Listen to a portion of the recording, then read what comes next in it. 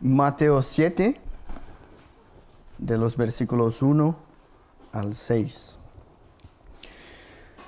No juzguéis para que no seáis juzgados, porque con el juicio con que juzgáis, seréis juzgados. Y con la medida con que medís, os será medido. ¿Y por qué miras la paja que está en el ojo de tu hermano y no echas de ver la viga que está en tu propio ojo? ¿O cómo dirás a tu hermano, déjame sacar la paja de tu ojo, y aquí la viga en el ojo tuyo? Hipócrita, saca primero la viga de tu propio ojo, y entonces verás bien para sacar la paja del ojo de tu hermano. No deis lo santo a los perros, ni echéis vuestras perlas delante de los cerdos, no sea que las pisoteen y se vuelvan y os despedacen. Esos versículos, a lo mejor también, como todo el Sermón del Monte, es muy conocido. Y hemos estudiado en las dos últimas predicaciones el tema de las amenazas a la vida de los cristianos. Si os acordáis, la primera ha sido la amenaza de las riquezas. Y las riquezas no son una amenaza en sí mismas, como hemos visto, sino que tener el corazón en ellas, sí. Podemos quedarnos cegados por ellas y reconocerlas como nuestro tesoro, lo que tenemos de más valor. Y como dice el texto, algunos versículos antes, donde está mi tesoro, allí estará también mi corazón. Esta es la primera amenaza. La segunda amenaza que hemos visto es la ansiedad. Cuando nos preocupamos con lo que vamos a comer, beber o vestir, actuamos como los impíos y no como creyentes. Lo que debemos hacer es mirar y considerar la forma en que Dios cuida de la naturaleza y creer que Él cuidará también de nosotros. El mismo que da el cuerpo y la vida nos dará el alimento y el vestido. Y aparte de mirar y considerar la naturaleza, como hemos visto, debemos también buscar primero el reino de Dios y su justicia, y todas estas cosas añadidas serán. Ahora, con este texto vamos a estudiar la tercera amenaza a la vida de los cristianos. Y esta, mis hermanos, es una amenaza muy sutil. Y espero, de verdad, que la palabra de Dios en esta tarde nos ayude a reconocerla dentro de cada uno de nosotros. Vamos a hablar del peligro de juzgar a los hermanos. Son versículos conocidos, pero muchas veces utilizados incluso en contextos equivocados. Estudiando el texto y buscando en internet alguna información interesante, he encontrado en la página web de una iglesia lo siguiente. Lo que estaba escrito allí: los hechos de alguien no son lo mismo que su esencia, lo que la persona es. Por lo tanto, todo y cualquier juicio que hacemos es pecado. Solo Dios tiene el poder para juzgar. Solo Él conoce nuestro corazón. ¿Qué pensáis? Otra frase que nos hace pensar: yo no puedo juzgar al otro, ya que suelo hacer cosas peores. ¿No? Son temas que están aquí en este texto. Nuestro juicio, mira qué bonito, nuestro juicio debe ser transformado en acogida, en amor y alegría. Qué bonito, qué hermoso. La iglesia debe ser un lugar lleno de amor. Y si pensamos así, la verdad es que eso me hace sentir muy cómodo aquí entre vosotros, ¿no? Nos aceptamos con nuestros pecados. Y nadie puede decir nada porque todos somos pecadores. ¿Es esto lo que enseña el texto bíblico? ¿Jesús me impide de juzgar a mi hermano? Esa es la pregunta que debemos hacer cuando leemos este texto. Jesús empieza el versículo 1 declarando el principio. Así como hizo al hablar de las riquezas y de la ansiedad, de igual manera lo hace aquí. El primer versículo nos comunica un principio y enseguida nos explica lo que significa. El principio es: no juzguéis para que no seáis juzgados.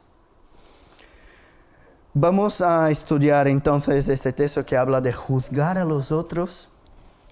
Y de los dos primeros versículos podemos aprender que la primera característica del juicio es la proporcionalidad. Proporcionalidad. Es una palabra difícil de recordar lo que significa.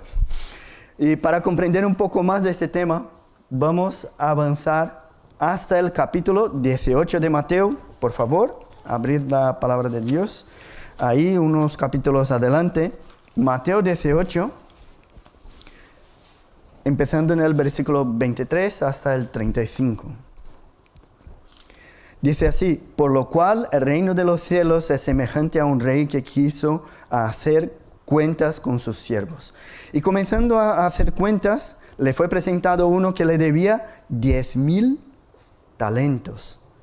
Eso equivale a 160,000 años de trabajo. Mucho dinero. Una deuda impagable. El texto sigue. A este, como no pudo pagar, ordenó su señor venderle, y a su mujer, y hijos, y todo lo que tenía, para que se le pagase la deuda. Entonces aquel siervo, postrado, le suplicaba diciendo: Señor, ten paciencia conmigo, y yo te lo pagaré todo. El señor de aquel siervo, movido de misericordia, le soltó y le perdonó la deuda. Una deuda impagable. Pero saliendo de aquel siervo, halló a uno de sus consiervos que le debía 100 denarios, o sea, 100 días de trabajo. Una deuda muy pequeña al compararse con lo que él había sido perdonado. Y haciendo de él, le ahogaba diciendo: págame lo que me debes. Entonces su consiervo, prostrándose a sus pies, le rogaba diciendo: ten paciencia conmigo, y yo te lo pagaré todo. Mas él no quiso, sino fue y le echó en la cárcel hasta que pagase la deuda. Viendo sus consiervos lo que pasaba, se entristecieron mucho, y fueron y refirieron a su señor todo lo que había pasado. Entonces, llamándole su señor, le dijo: siervo malvado, toda aquella deuda te perdoné. ¿Por qué me rogaste? ¿No debías tú también tener misericordia de tu consiervo, como yo tuve misericordia de ti? ¿Ves? Algo de proporcionalidad. Entonces su señor, enojado, le entregó a los verdugos hasta que pagase todo lo que le debía. Y termina la parábola así: así también mi Padre Celestial hará con vosotros, si no perdonáis de todo corazón cada uno a su hermano sus ofensas. Esta es una parábola que nos ayuda mucho en este texto de Mateo capítulo 7. Sabemos que esta parábola está en el contexto del perdón al hermano, justo como el tema que estamos estudiando hoy. Y lo que la parábola nos enseña también es la proporcionalidad. Si juzgamos al hermano, seremos juzgados. Con la medida que medimos, seremos medidos. Para aquellos que están en el instituto y están estudiando todavía, podemos pensar de una forma matemática que es la siguiente. Yo debo 100,000 euros a Pablo. Voy a hablar con él diciendo que por favor tenga misericordia de mí y me perdone. Pablo, que es muy piadoso, me perdona. Genial. Salgo de allí y encuentro a Alex, que me debe 4 euros, los de Istanbul Guys, y me pide perdón por la deuda, lo que podría pensar de forma matemática. Mira, he dejado de pagar 100.000 euros a Pablo. Si lo perdono, aún así me quedaré con mucho más de lo que he recibido, ¿no? Y es justo esto que Jesús nos está enseñando aquí. Del texto de la parábola comprendemos un detalle más de la proporcionalidad. La característica de proporcionalidad se acerca, no sé si os acordáis, a una curva exponencial. En el eje vertical, nuestra relación con Dios, el incremento es gigante. Y en el eje horizontal, nuestra relación son incrementos pequeños. Entonces es proporcional, pero no es una proporcionalidad aritmética, sino que geométrica. No sé si os acordáis, suena muy raro esas palabras. Y aquí está la primera característica del tema de juzgar al hermano. Con la misma medida que midamos, seremos medidos. Jesús nos muestra cómo solemos actuar y nos recuerda lo que recibiremos si no lo hacemos. Nos recuerda que somos mucho más exigentes con los pecados de los demás que somos con nosotros mismos. Apretamos tanto al otro, exigimos tanto del otro, muchas veces por detalles tan pequeños. De este texto no podemos sacar la enseñanza de que he encontrado en la página web, por ejemplo, de una iglesia, diciendo que no podemos juzgar. Mira, si el versículo 1 fuera solamente no juzguéis y no hubiese nada más, a lo mejor sí. Pero dice, no juzguéis para que no seáis juzgados, porque con el juicio con que juzgáis seréis juzgados, y con la medida con que medís os será medido. De igual forma, la parábola de los 2 deudores termina diciendo que de la misma forma que el Señor se enojó con el siervo y lo entregó a los verdugos hasta que pagase todo lo que debía, así también nuestro Padre Celestial hará con vosotros, con nosotros, si no perdonamos de todo corazón cada uno de nuestros hermanos a sus ofensas. Y este es un final asustador para nosotros, ¿verdad? Asustador. Así como en el Sermón del Monte, imagínate si Dios te juzgara con la misma intensidad con que juzgas a tu hermano. Y no quiero que miréis al pastor aquí predicando y os olvidéis de esas palabras, porque lo que hablo aquí no son mis palabras. Estas palabras tienen autoridad, están en las Escrituras, son nuestra única regla de fe y práctica. Dios nos recuerda que el juicio que practicamos será el juicio que vamos a recibir. Lo lógico sería pensar, si soy creyente y si mi juicio será por los méritos de Cristo, la multitud de mis pecados que han sido perdonados, una deuda que nunca, por más que fuésemos mártires, por más que tuviésemos miles y miles de obras sociales, nunca podríamos pagar. Esta deuda Jesús pagó. La consecuencia natural a reconocer esa verdad maravillosa sería actuar con la misma misericordia infinita al relacionarse con mi hermano.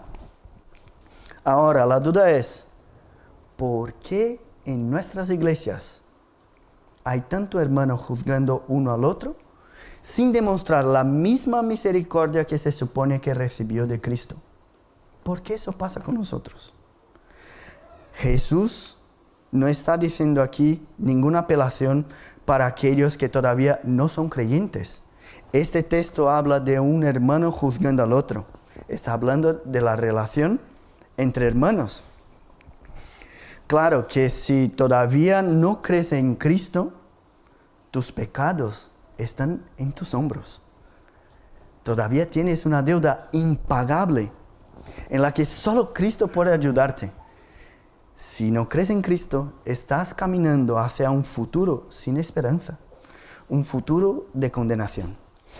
Pero no es lo que estamos hablando aquí, estamos hablando de la relación entre nosotros, creyentes en Cristo.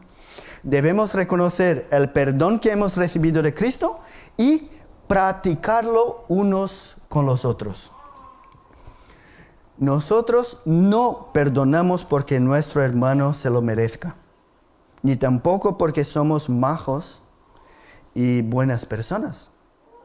Perdonamos porque Cristo nos perdonó. Amamos porque Él nos amó primero. Y la verdad es esta: uno solo puede dar lo que ha recibido antes. El juzgar a los demás tiene una característica que es la proporcionalidad. Cuando reconocemos la misericordia que hemos recibido, al sernos perdonados completamente, eso debería transformarse en hechos. Si has sido perdonado por Cristo, hoy es un buen día para practicar la proporcionalidad. En otras palabras, ¿estás juzgando a alguien con una medida más grande de la que te juzgas a ti mismo y de la que quieres ser juzgado? Arrepiéntete, pide perdón y cambia de actitud. Nuestro texto, aparte de hablar de esta proporcionalidad que es exponencial, al hacer también la relación entre la paja y la viga, la diferencia, la paja y la viga, y es interesante un texto cuyo tema es el juicio a los otros, como este, el juzgar a los demás, pero habla más de lo que juzga que de lo que es juzgado. Y así seguimos, y la segunda característica de juicio al hermano es la percepción. ¿Cómo puedo juzgar al otro si no veo bien? El mismo contenido de ese pasaje, registrado por Lucas, cita aquí la parábola de un ciego guiando a otro ciego.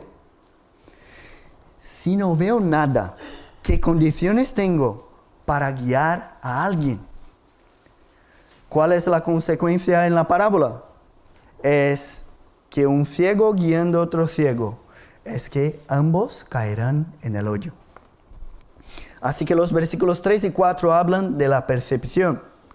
Si no veo, ¿cómo puedo ayudar a alguien? El texto hace la primera pregunta, que es: ¿por qué miras el pecado pequeño del hermano y no eres capaz de ver el grande que hay en ti mismo?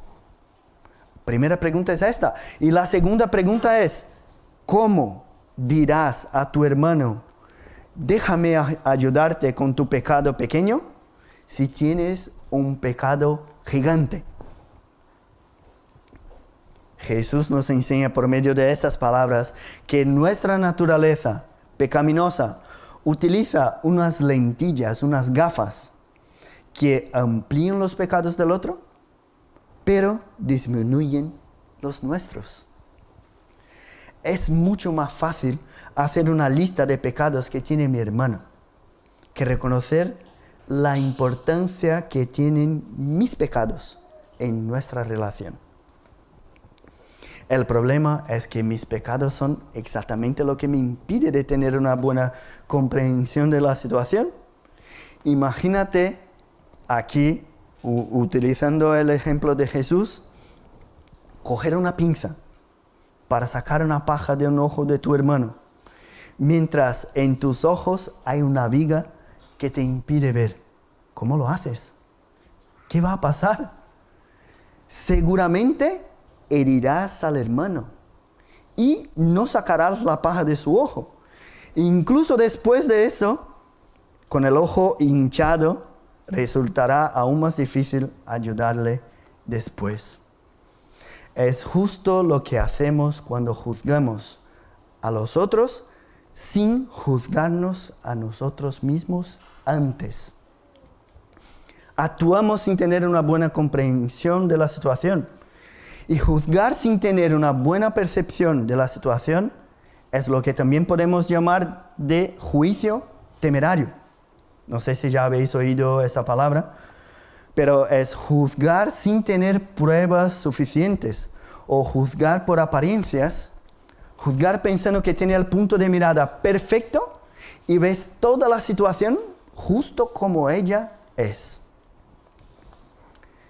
Miro hacia eso y lo que pienso es qué jactanciosos somos. Pensamos que siempre tenemos la razón para todo. Por eso, cuando apunto a un pecado del hermano y lo juzgo, debería hacer la siguiente pregunta. ¿Qué revela eso de mis pecados? Cuando le apunto a un pecado, ¿qué revela eso de mis pecados? Si me quedo siempre buscando la paja en el ojo del hermano, a lo mejor hay una viga gigante en mi ojo. Si al mirar hacia las personas alrededor lo que ves son hermanos poco preparados, sin conocimiento, llenos de pecados y muy limitados, ojo, a lo mejor el problema está en ti. Y cómo nos encanta mirar al ojo ajeno. Nos encanta hablar del ojo ajeno, criticar el ojo ajeno. Pero ser capaces de ver lo nuestro, considerar lo nuestro, reconocer lo nuestro, eso es muy difícil. Y es un mal. Eso de mirar al otro y no a nosotros, es un mal que está tan metido en nuestra carne, que ahora incluso podemos preguntarnos, vamos a ver, ¿qué tengo que considerar? Si mi forma de ver las cosas está perfecta, no hay nada que considerar, no hay viga en mi ojo. Si mi comprensión de lo que es la iglesia es la mejor, ¿qué tengo que hacer? La viga del orgullo, de la soberbia, es tan grande a veces que nos ciega completamente. ¿Cómo dirás a tu hermano, déjame, como si fuera una orden de un superior, déjame sacar la paja de tu ojo, si no te enteras de que hay una viga gigante en el tuyo? Percepción de la situación es muy importante cuando hablamos de juzgar a los hermanos. Así que podemos llegar aquí y hablar exactamente como está en la página web de la iglesia que he comentado en el comienzo. Todo y cualquier juicio que hacemos al otro es pecado. Eso es tan difícil, que todo es pecado. Solo Dios tiene el poder para juzgar y cada uno que juzgue a lo suyo. O entonces hacemos así, cada uno que se quede con la paja o la viga que tiene y nadie molesta a nadie. ¿Qué tal? También. La verdad es que Jesús concluye este tema con los versículos 5 y 6, enseñándonos a actuar. Entonces, hemos visto primero la proporcionalidad, que es decir, con la medida con que medís os será medido. El segundo punto, la percepción, debo mirar hacia mí mismo, pues a lo mejor mis pecados son más significantes que los pecados del otro. Y ahora, teniendo en cuenta todo eso, debo actuar. Tanto que el versículo 6 habla de cerdos y perros. O sea, tengo que juzgar para reconocer los que son o no son cerdos y perros. Tengo algo que hacer. Y Jesús nos ayuda y nos deja 3 tareas. La primera y más importante de las tareas es dejar de ser hipócrita. Dejar de fingir algo que no soy. Ahora que comprendo que en el tema de juicio hay una reciprocidad, lo que hago es lo que recibo, y que debo huir del juicio temerario, a aquel que hago sin reconocer bien la situación, lo que haré ahora es sacar la viga de mis ojos. Este es el trabajo más difícil que tenemos. Porque si no la reconocemos, ¿cómo es posible sacarla? ¿Cómo hago para reconocer los pecados que me impiden juzgar a las situaciones como debería? Hebreos 4:12 dice, de entre otras cosas, que la palabra de Dios es viva y eficaz, y más cortante que toda espada de dos filos. Ella discierne los pensamientos y las intenciones del corazón. Así que ¿quieres sacar la viga de tu ojo? Conoce la palabra de Dios. Medita en ella. Memorícela. Habla de ella. Vive cada día buscando conocerla, sus detalles en su profundidad, porque conocer a Dios y su voluntad es la única manera de sacar la viga de nuestro propio ojo. Todas las veces que nos acercamos a Dios, su luz alumbra cada detalle de nuestro corazón. Cuando nos acercamos a Dios, lo que sentimos es que somos indignos, que somos imperfectos. Vemos que no nos merecemos todo el amor y misericordia que recibimos de Él. Vemos que lo que merecemos de verdad es el juicio y la condenación. Pero su amor ha sido tan grande que Él envió su Hijo para morir por nosotros. Y por eso ahora mi deuda está pagada. ¡Cuánto amor! ¡Cuánta misericordia! Ahora, hermano, si tu juicio hacia tu hermano no refleja este amor, seguro que hay una viga en tu ojo. El Salmo 103 dice, misericordioso y clemente es Jehová, lento para la ira y grande en misericordia. No contenderá para siempre, ni para siempre guardará el enojo. No ha hecho con nosotros conforme a nuestras iniquidades, ni nos ha pagado conforme a nuestros pecados. Te pregunto, ¿tu juicio es así? No pagas de acuerdo con los errores del hermano, pero es misericordioso y clemente. No es así, pues hay una viga en tu ojo. Cuando leemos las Escrituras, meditamos en ellas, oramos pidiendo al Señor que nos limpie de todos nuestros pecados, pidiendo que nos enseñe nuestros pecados que todavía no hemos visto. Somos transformados a la imagen de Cristo.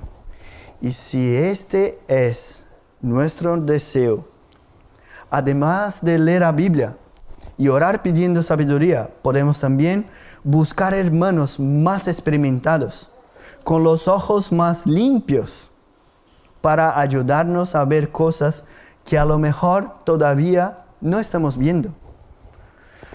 Nuestra ira nos ciega. Nuestro rencor nos ciega. Nuestro orgullo y soberbia nos ciega. Todos nuestros pecados nos ciegan. La palabra de Dios dice que en la multitud de consejeros hay seguridad, hay sabiduría. Vamos a tomar una decisión difícil. Busca ayuda en los hermanos espiritualmente maduros.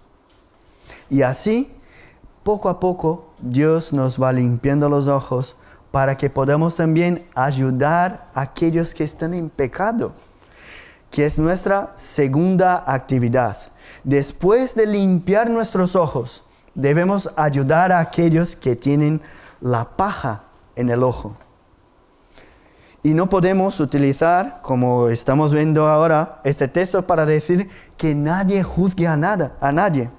Pues estos dos últimos versículos nos enseñan que después de limpiar nuestros ojos, debemos ayudar a nuestros hermanos.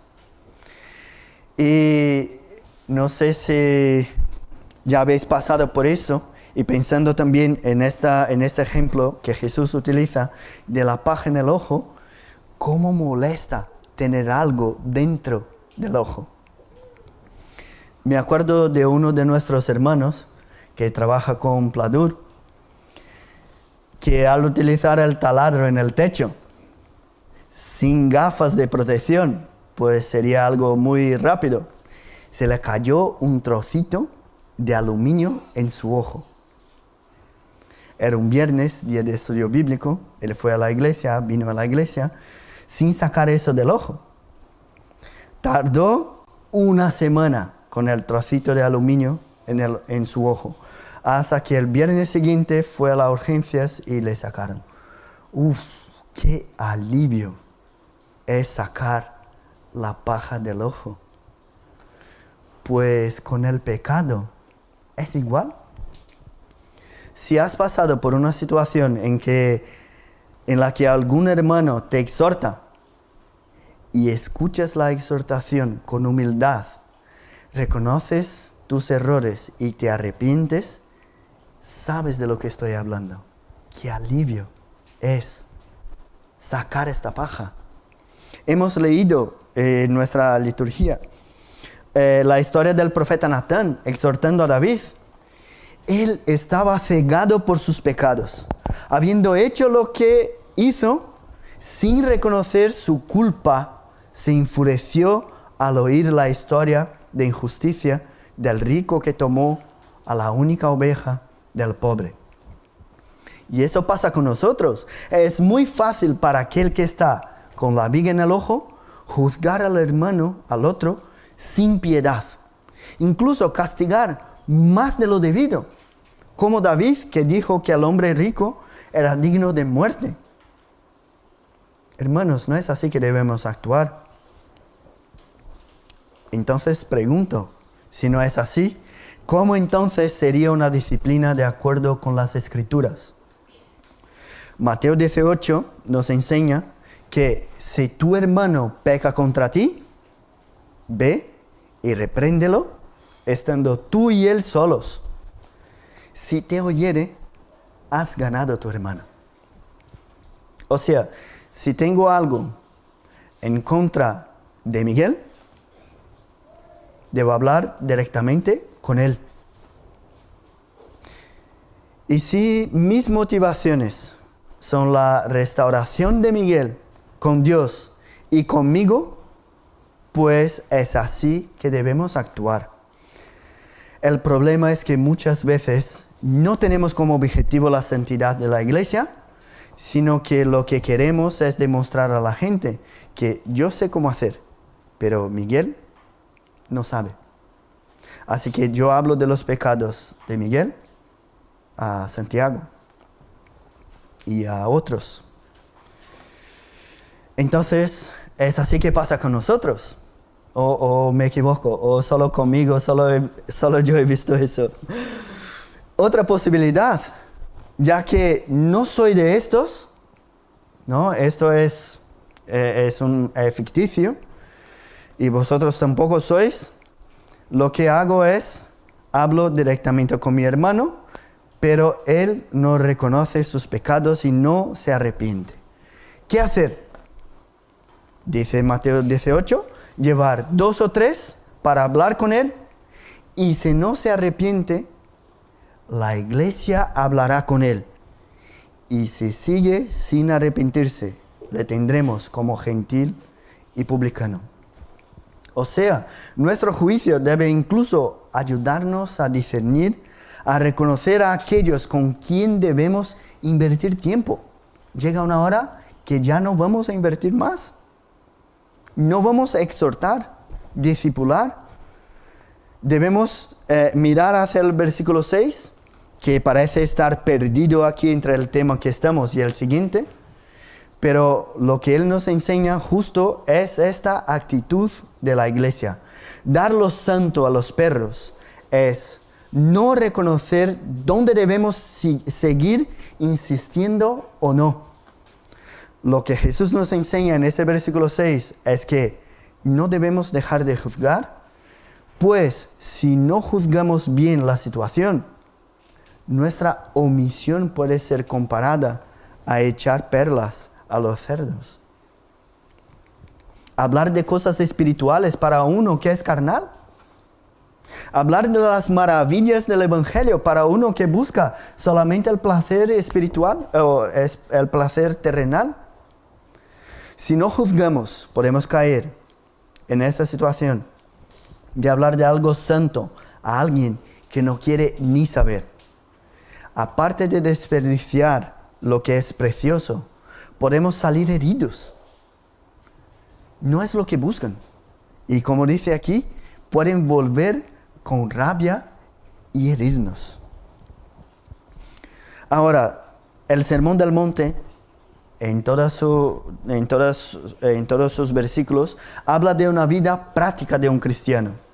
Entonces, si reconoces a Jesús como Señor y Salvador de tu vida, reconoces la palabra de Dios como autoridad máxima en tu vida, esa práctica es para ti.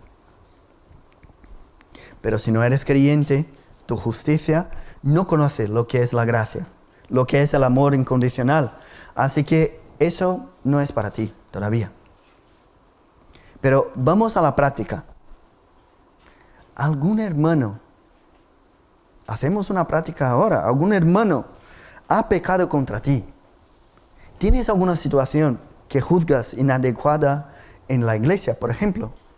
Pues coge esta persona o esta situación y pensando en ella, vamos a hacer una parte práctica, cada uno con la suya. No hace falta hablar al amigo del lado, ¿vale? La primera pregunta que debemos hacer debe ser, ¿seguro?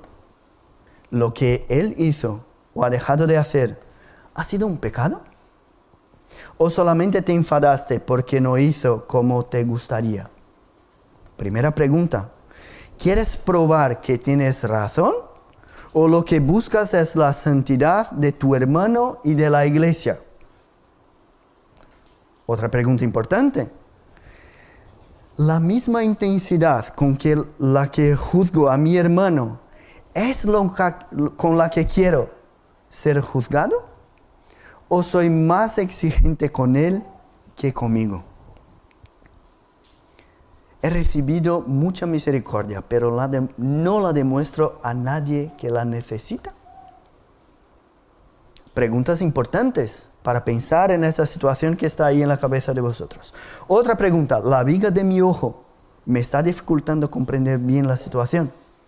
A lo mejor debería orar más, conocer más a Dios y su palabra y buscar ayuda de hermanos más maduros en la fe antes de actuar.